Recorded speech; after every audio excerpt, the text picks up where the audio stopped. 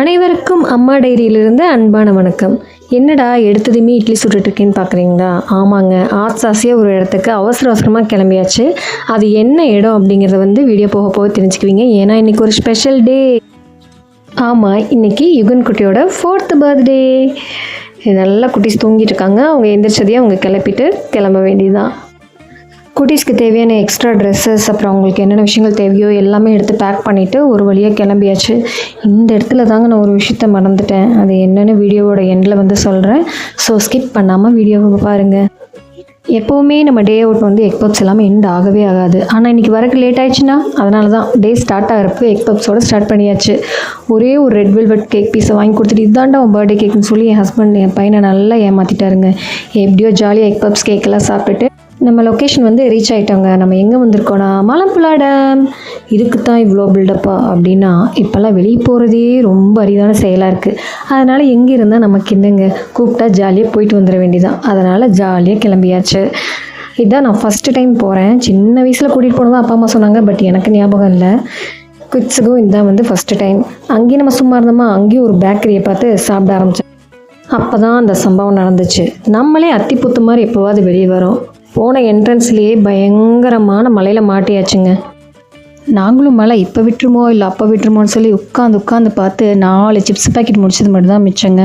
2 hours அந்த இடத்த விட்டு நகரவே முடியல. அந்தளவுக்கு பயங்கரமான மழை.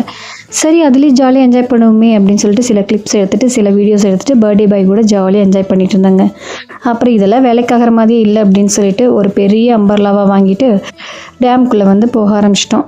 நல்ல வியூ, ரொம்ப சூப்பரான கிளைமேட் தான். என்ன ஒரே ஒரு வருத்தம், நிறைய பிக்ஸ் எல்லாம் எடுக்க முடியல. கொஞ்சம் கிளைமேட் மழை இல்லாமல் இருந்திருந்தால் கொஞ்சம் நல்லா இருந்திருக்கும் அப்படின்னு கொஞ்சம் ஃபீல் ஆச்சு. பட் ரொம்ப சூப்பராக இருந்தது.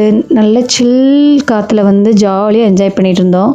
எங்களை விட குட்டீஸ் ரொம்ப சந்தோஷமாக இருந்தாங்க. அப்படி இப்படின்னு அடித்து பிடிச்சி எப்படியோ டேம் பக்கத்தில் வந்தாச்சு. அந்த தொங்கும் பாலத்தையும் பார்த்தாச்சுங்க. ரொம்ப பியூட்டிஃபுல்லான வியூ, ரொம்ப அழகாக இருந்தது. சரி, அங்கேயும் சில கிளிப்ஸ் எடுக்கலான்னு சொல்லிட்டு கிளிப்ஸ் எடுத்தோம். ஆனால் அங்கேயும் ஒரு வில்லத்தனம். என்னை எப்படியோ என் ஹஸ்பண்ட் க்ராப் பண்ணி அவங்க பசங்களை மட்டும் எடுத்துட்டாரு.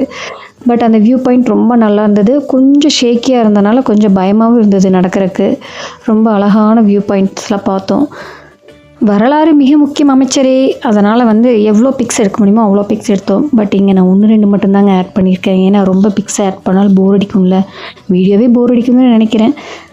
எனிவே, அடுத்து அங்கேயே பக்கத்தில் ஒரு ஃபிஷ் அக்வேரியம் இருந்தது. சரி, அதுக்கும் போயிட்டு வந்துடலாம். ஏன்னா மலையில் இருந்தனால டேம்குள்ளே நிறைய பிளேசஸ் பார்க்க முடியல. சரி, அதனால் அங்கேயும் உள்ளே போயாச்சு. ரொம்ப அழகழகான ஃபிஷ்ஷஸ்லாம் இருந்தது.